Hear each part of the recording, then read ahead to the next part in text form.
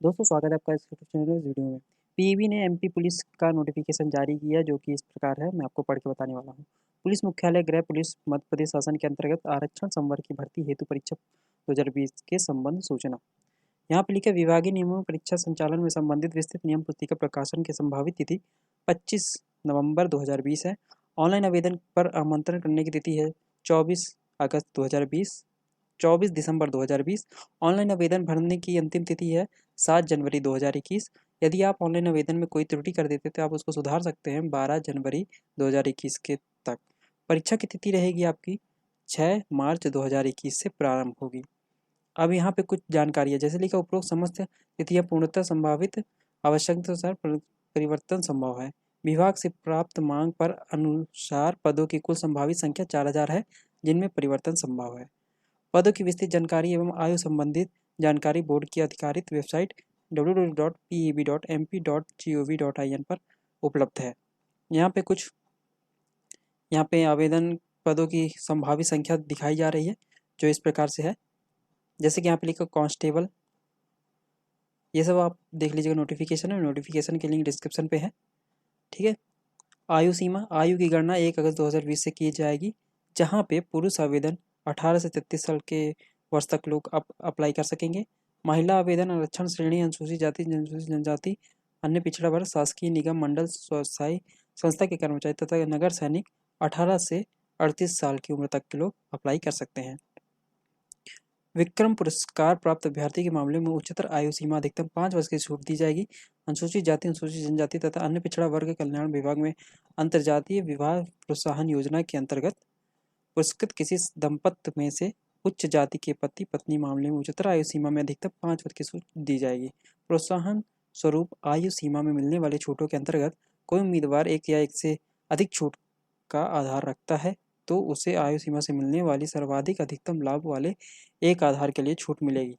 भूतपूर्व सैनिक, उनकी वर्तमान आयु में से उनके द्वारा पहले की गई संपूर्ण प्रतिरक्षा सेवा के कार्यावधि कम करने के लिए अनुज्ञात किया जाएगा, किंतु उसके परिणाम स्वरूप आयु आवेदन की पात्रता की उच्चतर आयु सीमा से 3 वर्ष से अधिक न हो। ऐसे भूतपूर्व सैनिक जिन्होंने सेवानिवृत्त निर्याति के अधीन सेवा मुक्त किया है। ऐसे भूतपूर्व सैनिक जो दूसरी बारी भर्ती के लिए किए गए हों और अल्पकालीन अवधि पूर्ण हो जाने पर या भर्ती संबंधी शर्तों के पूर्ण हो जाने पर सेवा मुक्त कर दिए गए हों। ऐसे अधिकारी जो उनकी संविदा के पूर्ण होने पर सेवा मुक्त किए गए हों, जिनमें अन्य अवधि सेवा के नियमित कमीशन प्राप्त अधिकारी भी सम्मिलित हैं। ऐसे अधिकारी जिन्हें अवकाश रिक्तियां पर 6 माह से अधिक समय पर निरंतर कार्य करने के बाद सेवा मुक्त किया गया हो। ऐसे भूतपूर्व सैनिक जिन्हें असमर्थ होने के कारण सेवा से अलग किया गया हो। ऐसे भूतपूर्व सैनिक जिन्हें इस आधार पर सेवा मुक्त किया गया हो कि वो अब ये सक्षम सैनिक बनने के योग्य नहीं रहे हैं। ऐसे भूतपूर्व सैनिक जिन्हें गोली लगने, घाव आदि के कारण चिकित्साई आदि आधार पर सेवा से अलग किया गया हो। स्पष्टीकरण। पद भूतपूर्व सैनिक ऐसे व्यक्ति का घोतक है जो उपरोक्त वर्गों में से किसी एक प्रयोग का हो, जो भारत सरकार के अधीन कम से कम 6 मास की निरंतर कालावधि तथा नियोजन पर रहा हो तथा किसी भी रोजगार कार्यालय में अपना नाम पंजीकृत कराने को या सरकारी सेवा से नियोजन हेतु अन्यथा आवेदन पत्र देने की तारीख से अधिक 3 वर्ष पूर्व मिथ्यतर इकाई की सिफारिश के फलस्वरूप अथवा स्थापना के सामान्य रूप से कमी किए जाने के कारण छटनी की गई हो या अधिशिष्ट घोषित किया गया हो। स्पष्टीकरण 2। आवेदन के समय सेवारत सैनिक को भूतपूर्व नहीं कहा जा सकता, भले ही सेना की उसकी सेवा की अवधि जाने पर पूर्ण हो रही हो। इस संबंध में मध्य प्रदेश के बाहर या अन्य राज्यों के कोई भी आदेश दिशा निर्देश मान्य नहीं होंगे। स्पष्टीकरण 3। किसी भूतपूर्व सैनिक ने पूर्व में यदि किसी शासकीय सेवा में आने के लिए लाभ प्राप्त कर चुका है तो वह अब भविष्य में होने वाली किसी भी शर्तों के लिए भूतपूर्व सैनिक नहीं कहलाएगा।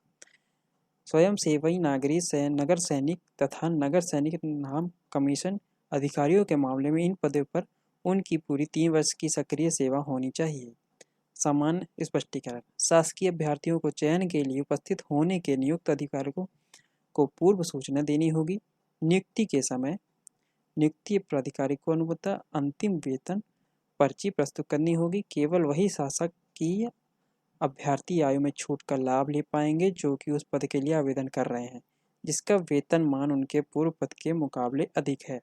संविदा शासकीय, अर्धशासकीय अथवा भूतपूर्व सैनिक, सैनिकों के प्रकरणों में अनुशासन अनियोग्यता के आधार पर अथवा सेवा के अनुशासनात्मक कारणों से हटाए गए हैं, अन्य उम्मीदवार के लिए योग्य नहीं होंगे। शासन के मानदंडों पर अन्य स्वयंसेवियों का संविदा कर्मचारी या शिक्षाकर्मी, पंचायत कर्मी आदि को आयु में छूट की सुविधा प्राप्त नहीं होगी। ये नोटिफिकेशन आपको लिंक डिस्क्रिप्शन पर रहेगा, वहाँ से आप जाकर के डाउनलोड करके पढ़ सकते हैं। वीडियो देखने धन्यवाद।